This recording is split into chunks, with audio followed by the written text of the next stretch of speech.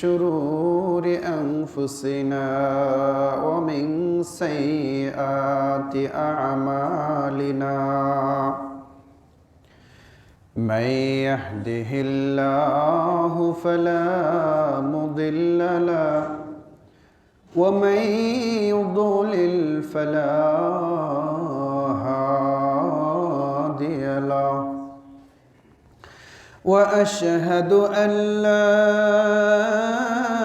إله إلا الله وأشهد أن محمدًا عبده ورسوله أما بعد فإن خير الحديث كتاب الله وخير الهدى هدى محمد وشر الأمور محدثاتها وكل محدثة بدعة وكل بدعة ضلالة وكل ضلالة في النار يا أيها الناس اتقوا ربكم الذي خلقكم من نفس واحدة وخلق منها زوجها وبث منهما رجالا كثيرا ونساء واتقوا الله الذي تساءلون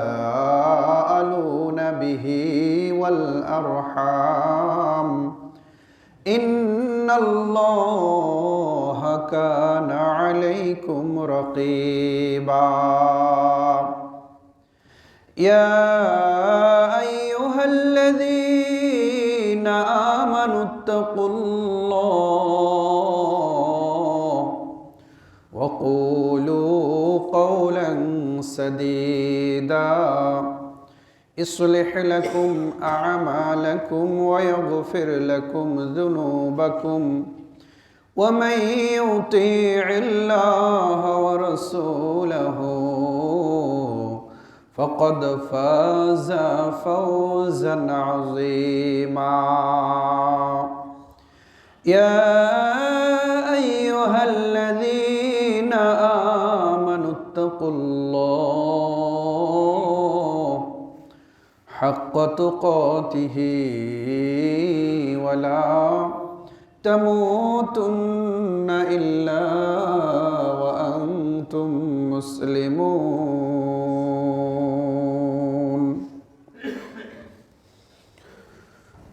সকল প্রশংসা বিশ্বজগতের একমাত্র প্রতিপালক আল্লাহ সুবহানাহু ওয়া তাআলার জন্য, যিনি একক ও অদ্বিতীয়, যার কোনো শরিক নাই। সকল সৃষ্টিজীবের উপরে যিনি মেহেরবান, আনুগত্য করলেও রিজিক দেন, আনুগত্য না করলেও রিজিক দেন, বিরোধিতা অবাধ্যতা করলেও যিনি রিজিক দেন। সে রহমানুর রহিম, রাজ্জাক এবং আহকামুল হাকিমিন। প্রতিটি নেককার বান্দার প্রতিটি নেক আমলের উপযুক্ত বদলা দেন এবং বহুগুণে তা বাড়িয়ে দেন, এবং প্রতিটি জুলুম, প্রতিটি অবিচার এর ব্যাপারে তিনি আদল ন্যায় বিচার করে জালেমকে শাস্তি দেন এবং মাজলুমকে তার পাওনা বুঝিয়ে দেন, ইহকালে এবং পরকালে। সকল শুকরিয়া প্রশংসা সেই রবের প্রতি আলহামদুলিল্লাহ। আল্লাহর দয়া এবং শান্তি বর্ষিত হোক প্রিয় রসুলুনাল হাবিব মুহাম্মদ বিন আবদুল্লাহ আল মক্কি ওয়াল মাদানী ওয়াল আরবি ওয়াল কুরাইশি, তার উপরে সাল্লাল্লাহু আলাইহি ওয়াসাল্লাম। সম্মানিত মুসল্লিবৃন্দ, গত জুমায় আপনাদের সামনে আল্লাহর সীমা তথা আল্লাহর হারাম, এই সীমা লঙ্ঘন করা অথবা হারামে লিপ্ত হওয়া সম্পর্কে খুতবা প্রদান করেছি। আজকে ওই বিষয়ের উপরে আরও কিছু কথা আজকে খুতবায় পেশ করব ইনশাআল্লাহ। ওমা তৌফিক ইল্লা বিল্লাহ, আলাইহি তাওয়াক্কালতু ওয়া ইলাইহি উনীব। সম্মানিত হাজিরিন, আপনাদের স্মরণ থাকার কথা যে কিয়ামতের দিন বিশাল এক পাহাড় সমপরিমাণ নেকি নিয়ে এক বান্দা হাজির হবে, অথচ সেগুলো ধূলিকণার নাই, হাবা আম মানসুরা। ধূলিকণা যেরকম একটু বাতাস উঠলেই উড়ে চলে যায়, খুঁজে পাওয়া যায় না, কোনো উপকার দেয় না, পাহাড় সমপরিমাণ আমল নেকি কিয়ামতের দিন এভাবেই ধূলিকণার মতো উড়ে চলে যাবে, কোনো উপকার দিবে না আমলকারী বান্দাকে। সাহাবীগণ জিজ্ঞেস করেন, ইয়া রাসূলুল্লাহ, তারা কারা যাদের এত পাহাড় সমপরিমাণ আমল অথচ ধূলিকণার মতো উড়ে চলে যাবে, কোনো উপকার দিবে না? আল্লাহ রসুল বললেন, শুধু কি তাই, এরা তাহাজ্জুদ গুজারি মানুষ, এরা তোমাদেরই বংশের। কিন্তু দুর্ভাগ্য যে এই লোকগুলো ইবাদত বন্দেগী জনসম্মুখে করে, ঠিক আছে, কিন্তু যদি সুযোগ পায়, ফাঁকা পায়, মৌকা মিলেগা, যদি একটা স্কোপ পেয়ে যায় হারাম কাজ করার, ওই হারামে সে লিপ্ত হতে দ্বিধা করে না। বরঞ্চ আল্লাহ রসুল অন্য হাদিসে বলেছেন যে ক্ষুধার্ত একটা বাঘ যেমনভাবে ছাগল বা ভেড়ার একপাল ভেড়ার ভিতরে একটার উপরে যেরকম সর্বশক্তি দিয়ে হামলে পড়ে, ওরকমভাবে এই ইবাদতকারী মানুষগুলো, কিছু কিছু দুর্ভাগা মানুষ এমন রয়েছে যারা হারাম কাজের সুযোগ পেলে ওই হারাম কাজ ওইভাবে করে, ঝাঁপায়ে পড়ে। তো আল্লাহ রসুল সাল্লাল্লাহু আলাইহি ওয়াসাল্লাম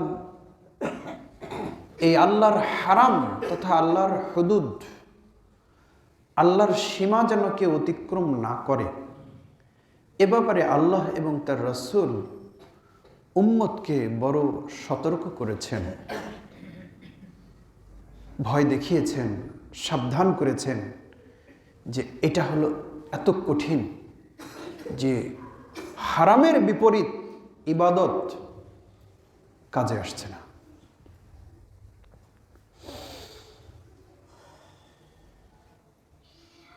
শিরিক করা এটা একটা আল্লাহর নিষিদ্ধ বিষয়। মানুষকে খুন করা, মিথ্যা সাক্ষ্য দেওয়া, মিথ্যা কথা বলা, মদ খাওয়া, হারাম খাওয়া, মানুষের অপবাদ দেওয়া, চরিত্র হনন, অপবাদ দেওয়া, জেনা করা, চুরি করা, ডাকাতি করা, বহু হারাম কাজের কথা আমরা কোরআন হাদিস থেকে জানি। ইমাম জাহাবি রাহিমাহুল্লাহ একটা বই লিখেছিলেন, কিতাবুল কাবাইর, যার ভিতরে তিনি অসংখ্য কাবিরা গুনাহ বা হারাম যেগুলো আল্লাহর সীমা, এগুলো অতিক্রম করা যায় না, এই বিষয়ে বিস্তারিত সেখানে আলোচনা রয়েছে। প্রিয় সুধী, একদিন রাসূলুল্লাহ সাল্লাল্লাহু আলাইহি ওয়াসাল্লাম সাহাবীদেরকে কিছু কথা শোনাচ্ছেন, আলোচনা করছেন।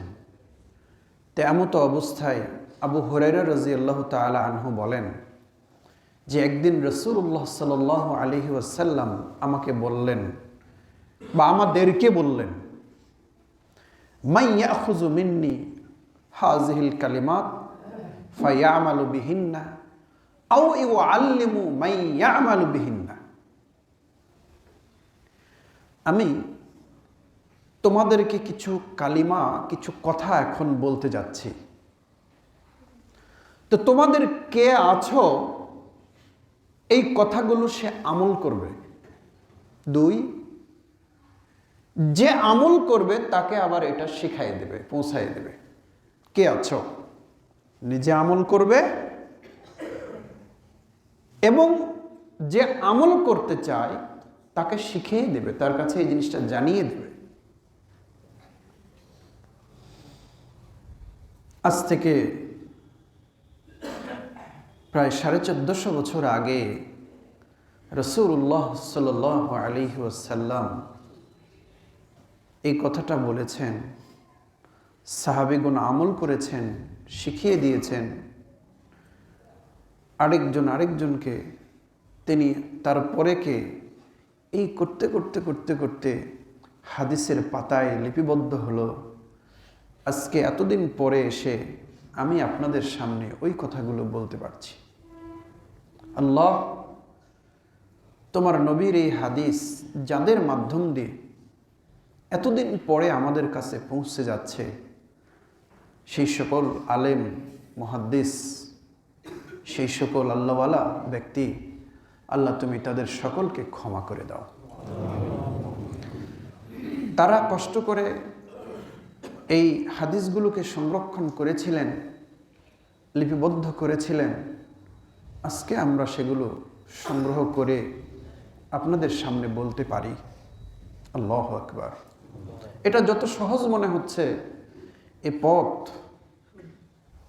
ধারণার চেয়েও অনেক কঠিন। এখন আমরা, আমাদের বাচ্চারা কাগজ কলমের হিসাব থাকে না, খাতার পর খাতা, বইয়ের পর বই। এক সময় কোথায় খাতা? উট জবু করেছে, উটের চামড়া ছিলেছে, ওই চামড়াকে লম্বা করে টান টান করে রোদেতে ফেলে দিয়েছে।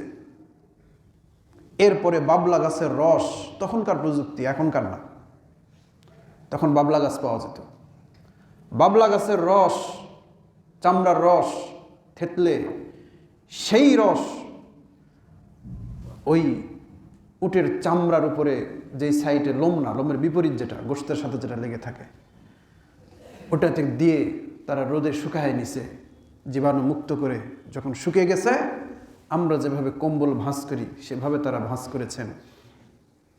সেই জিনিসে তারা আবার কোরআনের আয়াত, রাসূলের হাদিস, কোথায় কাগজ, কোথায় কলম, কোনো রকম আঠা সংগ্রহ করে ওই আঠাতে আবার কালো রঙের কিছু ছাই কিছু দিয়ে কোনো রকম ওগুলাকে মিক্স করে এক ধরনের কালি করে ওই ভরে ভরে নিয়ে নিয়ে ওই চামড়াতে লিখে রেখেছেন, পাথরের গায়ে, কাঠের গায়ে।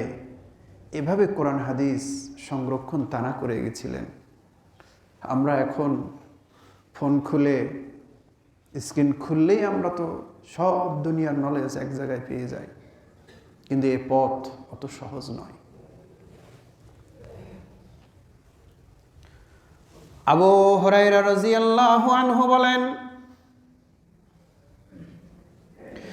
আল্লাহ রাসূল সাল্লাল্লাহু আলাইহি ওয়াসাল্লাম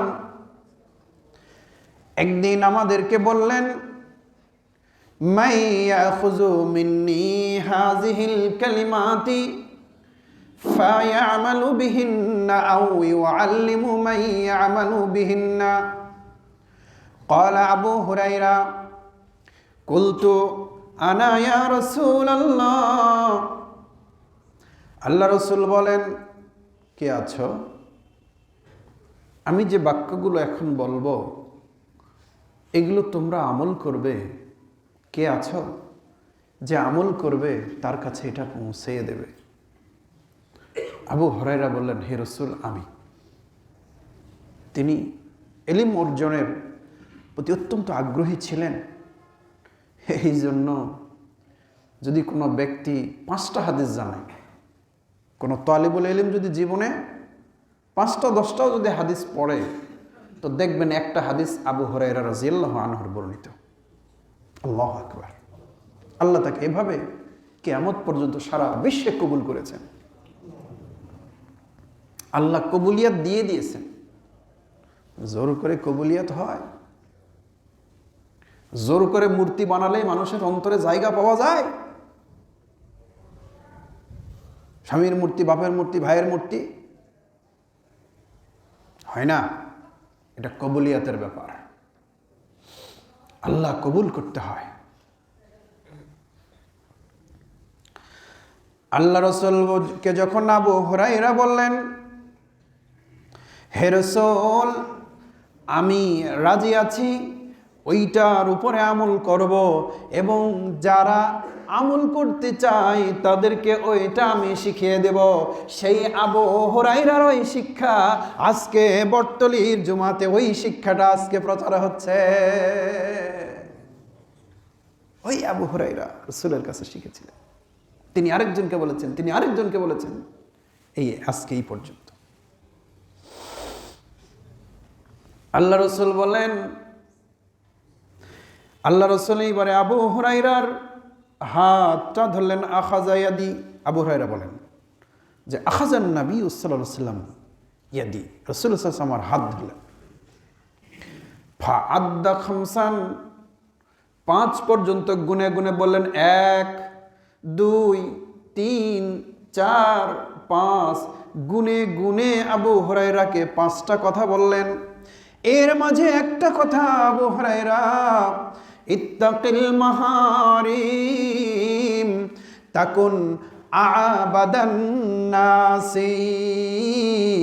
আবু হুরায়রা, যে আল্লাহ যেগুলো হারাম করে দিয়েছেন, আল্লাহ যেগুলো নিষেধ করে দিয়েছেন, আল্লাহর জেলা সীমা লঙ্ঘন, যেই জিনিসগুলো করলে আল্লাহর সীমা মানুষ অতিক্রম করে ফেলে, আল্লাহর এই যে সীমা, আল্লাহর কর্তৃক যে হারাম, হারাম বলতে কি?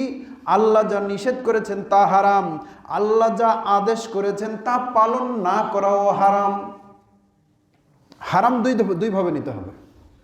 আল্লাহ যা নিষেধ করেছেন সেটা করা হারাম, আবার আল্লাহ যেটা করতে বলেছেন ওইটা বাদ দেওয়াটা হারাম।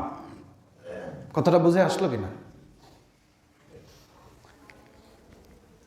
এই হারাম থেকে যে বেঁচে থাকবে, ইত্তাকিল মাহারিমা তাকুন আবাদান নাস। পৃথিবীতে ভালো রেজাল্ট, সেরা রেজাল্ট তো করতে সবাই চায়, কিন্তু সবাই তো পারে না।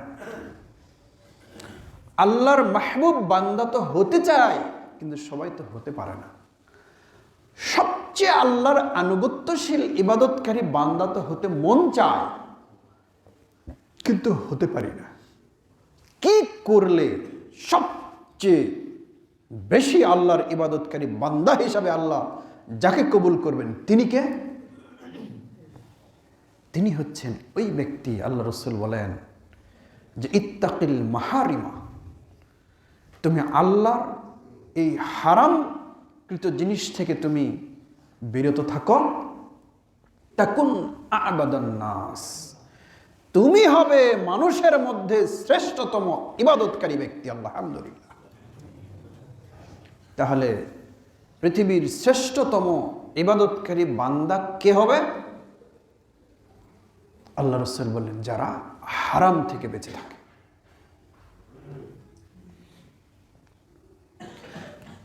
এই হাদিসে আরো কয়েকটা কথা বলা হয়েছে, যদিও আজকে আমার আলোচনার বিষয় আল্লাহর সীমা বা হুদুদ।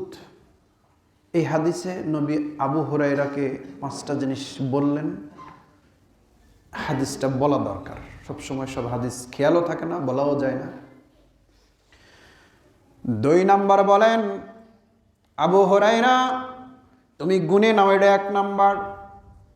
2 নাম্বার, এবারে রাসূল গুনে এইভাবে আঙ্গুলে গুনে বললেন 2 নাম্বার, ওয়ারদা বিমা কাসামাল্লাহু লাকা তাকুন আগানান নাস।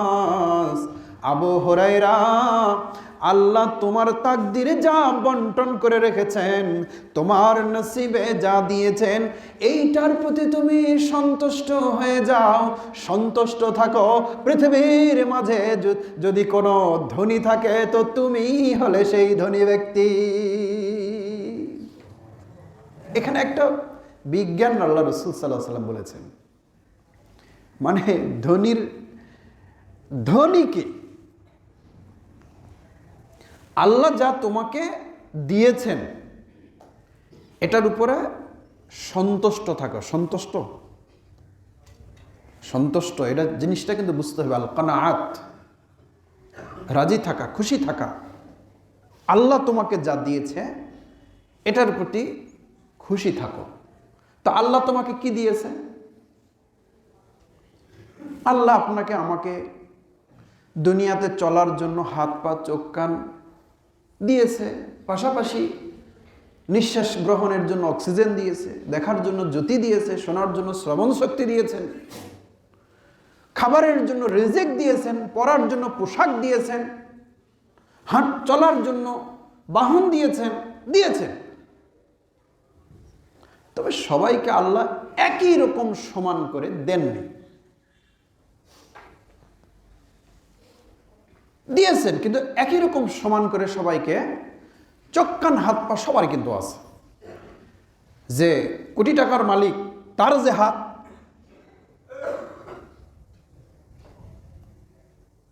ওর চোখ দিয়ে যেটা জিনিস দেখে, কানে যে জিনিস শোনে, ডিম খেলে দুধ খেলে যে স্বাদ পায়,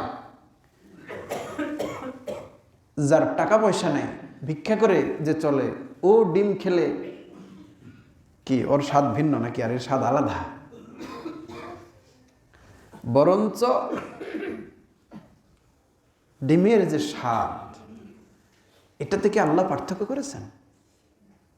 হুজুর সাহেব খেলে এক স্বাদ পায়, আর মুসল্লিরা খেলে আরেক স্বাদ না।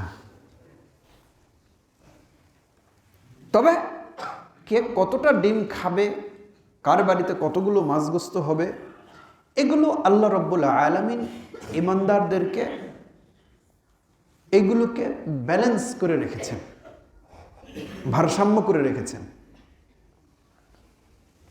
এটা পৃথিবীতে আল্লাহ এভাবেই চালাবেন। আপনি চাইলে ওর বেশি কিছু হবে না। আমরা যখন আমাদের বাচ্চাদেরকে যখন কেবলই 5 বছর বয়স, এখানে আপনারা যারা আছেন এটা বলে কথা নয়, গোটা বাংলাদেশ পৃথিবীর কথাই ধরি। প্রথম যখন স্কুলে ভর্তি করায় দেন, প্রত্যেকের আশা যে আমার ছেলে কি হবে। সবার কিন্তু ওই আশাতে কিন্তু প্রথম দিন ভর্তি করে দেয়। পরে যখন অর্ধবার্ষিক পরীক্ষা হয় তো দেখা গেল যে আমার ছেলেটা এত নাম্বার কম পাইছে। প্রথম টার্গেট কিন্তু সবার পরীক্ষাতে না কমে গেল। আবার কেউ দেখতেছে কে রে, আমি তো এত ভালো মনে করিনি, বাচ্চাটা তো ভালো নম্বর পাইছে। বার্ষিকে গেল। আস্তে আস্তে আপনার যেটা স্বপ্ন ভাটা পড়তে লেগে গেছে। এই করতে করতে 1 যখন থেকে 2-এ উঠলো, 2 থেকে 3 উঠতেছে, আপনার বোঝা হয়ে গেছে যে আসলে এই সন্তানটা আমার কতটা ভালো করবে, বোঝা হয়ে গেছে। কিন্তু প্রথম কিন্তু সবার ইচ্ছা আমার বাচ্চাকে আমি যখন মানে আমি মনে কিছু নিয়েন না, কেজি কিন্ডারগার্টেন স্কুলগুলোতে পড়াশোনা ভালো হয়, ক্লিনিকে ডাক্তার, ওই ডাক্তারি হাসপাতালে, ওই ডাক্তারি ক্লিনিকে, তা আপনারা আমরা দৌড়াই কোথায় এটা বোঝেন না? ডাক্তার তো ওইটাই, যেটা হাসপাতালে যে ডাক্তার, ক্লিনিকে তো ওইটাই। তো আপনি আমি যাই কোথায়, কেন যাই? আমি যেতে নিষেধ করিনি, তবে আমি আমার বাচ্চাকে কেজি কিন্ডারগার্টেনে পড়ানো আমি পছন্দ করি না। এটা আমার ব্যক্তিগত, এটা কিন্তু আপনাদের উপরে চাপিয়ে দিচ্ছি না। তো প্রাইমারি স্কুলে ভর্তি করে দিয়েছে, বাড়ির পাশে প্রাইমারি, 5-7 মিনিট লাগে, ছোট বাচ্চা কোথায় যাবে? তো আমার বড় বোন, চাচাতো বোন একদিন আসে আমাকে, হাই রে গাল, কি গাল, যে তোর শালক তুই প্রাইমারি দিস, বুঝলেন?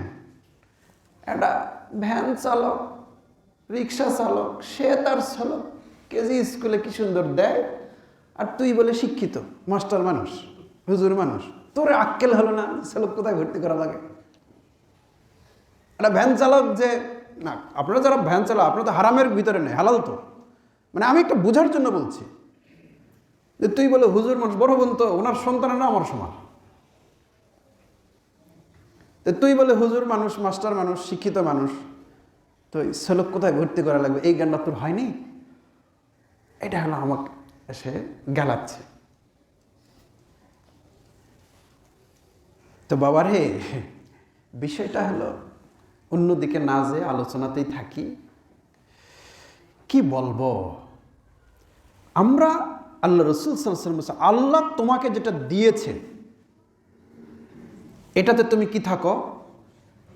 খুশি থাকো। চেষ্টা করার মাধ্যম দিয়ে তুমি যা পাচ্ছ তার মানে ওইটা তোমাকে আল্লাহ দিয়েছে। আর ওই যে এই কথাটা কিন্তু বুঝতে হবে, এই কথাটা বুঝতে হবে। প্রথম কথা, আমি আলোচনা করছি হারামে নিপতিত হওয়া যাবে না। যখনই আপনি যা পেয়েছেন, যা পাচ্ছেন, এইটাতে যদি আপনি সন্তুষ্ট থাকেন, তাহলে তো আপনি তো হারামে যাবেন না, তো চুরি বাটপারি হারাম দুর্নীতি করবেন না তো। আর যখনই আপনার ভিতরে অশান্তি, আপনার যা আছে এটা নিয়ে আপনি সন্তুষ্ট না, এইটা নিয়ে সন্তুষ্ট না, তখন আপনার কাছে কি মনে হবে? আরো চাই, আরো খাই, আরো পাই, যেভাবেই হোক, তাই না? তো আল্লাহ রসুল সাল্লাল্লাহু আলাইহি সাল্লাম বললেন, শোনো আবু হুরায়রা, ওয়ারদা বিমা কাসামাল্লাহু লাকা, আল্লাহ তোমাকে যা দিয়েছেন এটার উপরে তুমি সন্তুষ্ট থাকো, তাহলে তুমি পৃথিবীর মাঝে সবচেয়ে ধনী ব্যক্তি হলো তুমি। তুমি ভ্যান চালক হলেও তুমি ধনী। কেন? যে ব্যক্তি পেট ভরা আর মন ভরা, চোখ ভরা বলে একটা কথা আপনাদেরকে আরো আগে বলেছি। আপনি যদি আলু ভর্তা ভাত খেয়ে যদি তৃপ্তি সহকারে যদি খেয়ে আলহামদুলিল্লাহ বলেন, সকালবেলা আলু ভর্তা ভাত একটু লবণ ছিটা দিয়ে নিয়ে, লবণ বেশি খাওয়া ঠিক না, যাই হোক, একটু সুন্দর করে মেখে টেখে নিয়ে কি সুন্দর করে খেলেন, আলহামদুলিল্লাহ বললেন, বলেন তো আপনি পরিতৃপ্ত কিনা? তৃপ্তি, শুকুর, আলহামদুলিল্লাহ। আল্লাহ আপনাকে ওর সাথে একটা ডিম দিয়েছে আলু ভর্তার সাথে, ওইটা খেলেন, আলহামদুলিল্লাহ।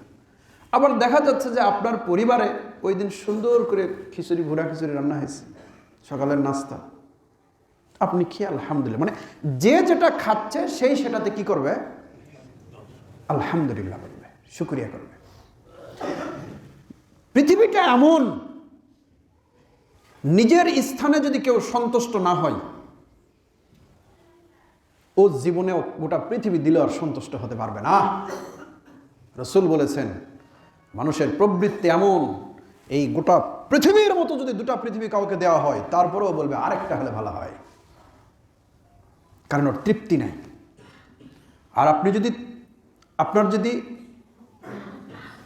নিজেকে যদি সন্তুষ্ট করতে পারেন, বলেন তো একজন ব্যক্তি সকালবেলা বিরিয়ানি খেয়ে দই মিষ্টি খাইয়েও যদি ওর মনে যদি কয় শালা আরো পালে আরো খানো হই, আর আরেকজন ব্যক্তি আলু ভর্তা ভাত খেয়ে ও বলতেছে আলহামদুলিল্লাহ। আচ্ছা বলেন তো কে সুখী? এটাকে বোঝা গেল? তো আল্লাহ রসুল বলেন, পৃথিবীতে বেশি সম্পদ থাকার নাম ধনী নয়। ধনী হলো সেই, তার তাকদিরে যা আছে, মা বিমা কসমাল্লাহু লাকা তাকুন আগনান নাস। আল্লাহ তোমাকে যা দিয়েছে তুমি ওইটার উপরে যদি শুকরিয়া আদায় করতে পারো, আলহামদুলিল্লাহ যদি বলতে পারো, আল্লাহর খাতায় হলো তুমি হচ্ছে একজন ধনী ব্যক্তি। আল্লাহর খাতায় ধনী কে? আপনি আমি ধনী বলতে যেটা বুঝছি এইটা না। আল্লাহর খাতায় হলো ধনী ওই ব্যক্তি যে আলু ভর্তা ভাত খেয়ে আলহামদুলিল্লাহ বলে মন খুশি হয়ে উঠে যেতে পেরেছে। আর যে পোলাও কোরমা খেয়ে যার মনে পেট ভরলেও মন ভরে নাই, ও আল্লাহর মানে ধনী না। ওকে ধনী না হলে কি পোলাও কোরমা খেতে পারত? ধনী জন্যই তো খাচ্ছে, কিন্তু আল্লাহর কাছে ও কি না, ও ধনী না। এই জিনিসগুলো যেদিন আপনি আমি বুঝবো, সেই দিন আপনার আমার অন্তরের চোখ খুলে যাওয়া সম্ভব। তাছাড়া দুনিয়ার যে মোহে পরে আমরা হালাল হারাম সব একাকার করে দিয়ে মানুষ চলছে, বড় ভয়াবহ ব্যাপার। 2 নাম্বার গেল। 3 নাম্বার, আবু হুরায়রা রাদিয়াল্লাহু আনহু কে আল্লাহ রাসূল বলেন, আবু হুরায়রা, আহসিন ইলা জারিক তাকুন মুমিনান। তুমি যে প্রতিবেশী, যারা তোমার প্রতিবেশী, তুমিও কারো প্রতিবেশী, তোমারও কেউ প্রতিবেশী রয়েছে, এই প্রতিবেশীর সাথে আহসিন, তুমি ভালো আচরণ করো আবু হুরায়রা, তাকুন মুমিনান, তুমি খাঁটি মুমিন হতে পারবে। কি বুঝলেন? আমাদের দেশে তো আমরা অনেকেই মনে করে যে আমি হজ করেছি, নামাজ পড়ি, তাহাজ্জুদ গুজার মানুষ, কিন্তু প্রতিবেশীরা অত্যাচারে থাকা পারে না। ভাইজান, আপনাদের সমাজে না থাক, এমন কিছু দুর্ভাগা প্রতিবেশী, we have some neighbor, যেটা খুব দুঃখজনক ব্যাপার, সব আছে, কিন্তু যার অত্যাচারে জনগণ টিকতে পারে না। এরকম প্রতিবেশী আমাদের না হোক, আল্লাহুম্মা আমিন। আমি যেন এরকম কারো প্রতিবেশী না হই, আল্লাহ কবুল করুন। এই প্রতিবেশীর সাথে আহসিন ইলা জারিক, তোমার প্রতিবেশীর সাথে তুমি সুন্দর আচরণ করো, তাকুন মুমিনান, খাঁটি মুমিন তুমি হবে, খাঁটি মুমিন তুমি হবে। একজন প্রতিবেশীর সাথে আপনি যে ভালো প্রতিবেশী, 5টা গুণ থাকতে হবে, মনে রাখবেন। আপনি ভালো প্রতিবেশী, সবাই তো ভালো প্রতিবেশী আমরা হতে চাই না, 5টা গুণ থাকতে হবে। 1, রদ্দুস সালাম, সালাম আদান প্রদান থাকতে হবে, সালাম আদান প্রদান থাকতে হবে। 2, দাওয়াত দিলে, ডাকলে তার ডাকে সাড়া দিতে হবে, তার দাওয়াত কবুল করতে হবে। 3, প্রতিবেশী যদি কোনো বিপদে পড়ে, কিভাবে সেই বিপদ থেকে তাকে উদ্ধার করা যায়, এ ব্যাপারে উদ্যোগ গ্রহণ করতে হবে। কারণ আজকে আমি বিপদে পড়েছি, আপনি আগায় আসবেন, পরের দিন আপনি বিপদে পড়বেন, আমি আগায় যাব। 4 নাম্বার, এটা একটু কঠিন, এগুলো মোটামুটি শুনতে ভালোই লাগলো। 4, প্রতিবেশীর দোষ ত্রুটি হজম করে ফেলো, গোপন করে ফেলো। কি বুঝলেন? প্রতিবেশীর দোষ ত্রুটি গোপন করে ফেলো। আপনারা বলবেন যে আমার কথা দুর্নাম, আমার বেটির দুর্নাম, আমার বইয়ের দুর্নাম, আমার ভাইয়ের কথা ও বলেছে, এইবারে ওর সুযোগ পাইছে, আমি ছাড়ব? ফতুয়া থৌ তুমি, খুব জ্বলাছ, এবার বারে বারে ঘুঘু তুমি খেয়ে যাও ধান, এবার তো ফাঁদে পড়েছ, এখন কি আর ছাড়া যা? আল্লাহ রসুল ওই কথাটাই তো বলেছেন যে ভালো প্রতিবেশীর 5টা গুণ। 4 নাম্বার কি? প্রতিবেশীর দোষ গোপন করতে হবে। ভাই, আপনি প্রতিবেশীর দোষ গোপন করলেন, আমিও আপনারটা গোপন করলাম, বলেন তো ভালো কে থাকলো? উভয়ে ভালো থাকলো। আমি আপনার দোষ খুঁটলে খাটলে বার করে, প্রতিবেশী কার বাসায় ঝগড়া হচ্ছে, কি নিয়ে ঝগড়া হচ্ছে, এটা তো আর ওই বটতলির লোকেরা তো আর আমার বাড়ির শুনতে যায় না রে ভাই। আমার প্রতিবেশীরাই জানে যে আমার ছেলে মেয়ে স্ত্রী নিয়ে কি সমস্যা, আমি কি ব্যথায় আছি, কি যন্ত্রণায় আছি, আমার কি অসুবিধা, প্রকাশ করলে তো প্রতিবেশীই করবে। প্রতিবেশীর দোষ গোপন রাখতে হবে। আপনি হয়তো বলবেন যে আমার যে গোপন রাখে না, সমস্যা তো এখানে। আমি তো তাই বলি, কুকুরের কাজ কুকুর করেছে, কামড় দিয়েছে পায়, তাই বলে কি কুকুরকে কামড়ানো মানুষের স্বভাব? ছোটবেলার কবিতা, উত্তম। কি করবেন? যদি আমিও যদি ওই কাজই করি, তো ঘুরে আমি কি, এটা তো ঠিক আপনি নিশ্চিত যে যারা এই মানুষে গিবত করে বেড়ায় প্রতিবেশী হয়ে, আর প্রতিবেশীরা জানবেই, যা হয় হোক, ভালো হোক মন্দ হোক, জানবেই। এই প্রতিবেশী আমি যদি প্রকাশ করে দিই, দোষগুলা বাইরে বলি, তাহলে আমি খারাপ প্রতিবেশী। এ ব্যাপারে কি আপনাদের কোনো সন্দেহ আছে? বলেন, সবাই বলেন, সন্দেহ আছে? পাল্টা আপনিও যদি আমার দোষগুলা যদি এইভাবে বলেই বেড়ান, আপনি ভালো প্রতিবেশী? আপনি তো ভালো হতে চান, তো ভালো হলে কাউকে না কাউকে থেমে যেতে হবে, কাউকে না কাউকে উত্তম হতে হবে। আপনিও বললেন, সেও বললেন, তো ঘুরে তো একই জায়গায় থেকে গেলেন। তো এই বিষয়গুলো খুবই জটিল, পারি না, হয় না। প্রতিবেশীর সাথে চলা, ফেলাও যায় না, গিলাও যায় না, কোথায় যাবে? এগুলো বিষয় নিয়ে অবশ্য অন্য আলোচনা হয়েছে, হাদিসের ভিতরে আসলে তাই বললাম। ভালো প্রতিবেশীর 5 নাম্বার গুণ, এই যে ত্রুটি বিচ্যুতিগুলা দেখা গেল, নসিহত করতে হবে। কি করতে হবে? নসিহত করতে হবে। ভাই, বোন, চাচি, ফুফু, চাচা, ভাতিজা, এগুলা কিন্তু করা যাবে না। এগুলো আল্লাহও নিষেধ করেছে, জনগণও খারাপ বলবে। নসিহত করতে হবে। যেই দিকে যাই সেই দিকেই সমস্যা। একজন বলতে গেছে, তখন এক মহিলা রাগে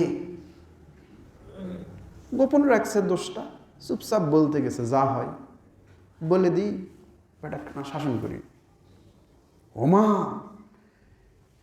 বলতে গেছে পাল্টা এমন হয় এর উপরে রাগে গেছে যে তুই আমাকে জাতির ইজ্জত নষ্ট করার জন্য এগুলা বলবে আসেন, তোর মতো খারাপ কেউ নেই।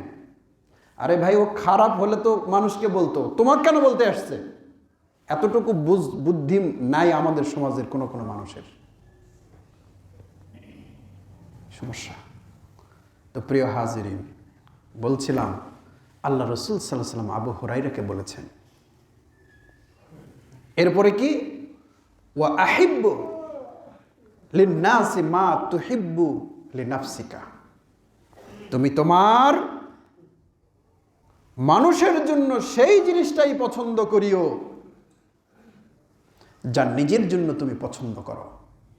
এগুলো নিয়ে আলোচনার ব্যাপক আলোচনা জানেন হয়েছে, আরো আলোচনা করা যাবে, সংক্ষেপে শেষ করে দিই। মানুষের জন্য ওইটাই পছন্দ করিও যা নিজের জন্য পছন্দ করো, তাকুন মুসলিমান, তাহলে তুমি খাঁটি মুসলমান হতে পারবে। আমার জন্য এক, আপনার জন্য এক তা হতে পারে না। আল্লাহ রাসূল এবারে বললেন, আবু হুরায়রা, লা তাকসিরুজ যিহকা, মানুষ আনন্দ পেলে, খুশির সংবাদ পেলে হাসে, এটা মানুষের স্বভাব। হাসাটা মানুষের স্বভাব। মানুষ ছাড়া আর কেউ হাসে দেখছেন? মানুষ হাসবে। তবে আল্লাহ রাসূল বলেন, অত্যধিক বেশি হাসা থেকে তুমি বেঁচে থাকো আবু হুরায়রা। অত্যধিক বেশি হাসা তুমি কালব, কালব নামে একটা মানুষের অঙ্গ রয়েছে। এই কলব মানুষের কখনো জিন্দা থাকে, কখনো পরিষ্কার থাকে, কখনো সুস্থ থাকে, কখনো অসুস্থ থাকে, কখনো এটা মরে যায়। আল্লাহ রাসূল বলেছেন, তুমি যদি বেশি বেশি হাসো আবু হুরায়রা, বেশি বেশি হাসি মানুষের অন্তরকে মেরে ফেলে।